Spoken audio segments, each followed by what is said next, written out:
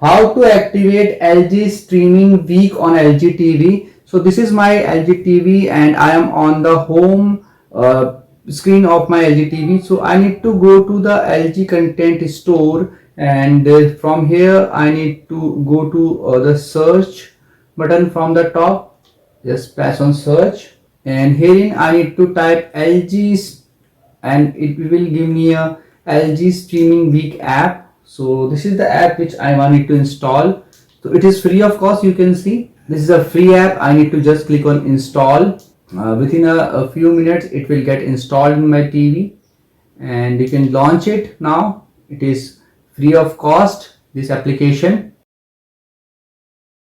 You can see just need to press got it, and it will work for you. And it is web OS 10th anniversary. You can install these apps if you want. You can join this, and it will activate LG entertainment week for you, and it will give you all those things. You can join any one of these. You can as per your need if you want. So I hope friends now you will be able to do it. In case you find this video helpful, just hit on the like button. Also subscribe my channel for upcoming videos.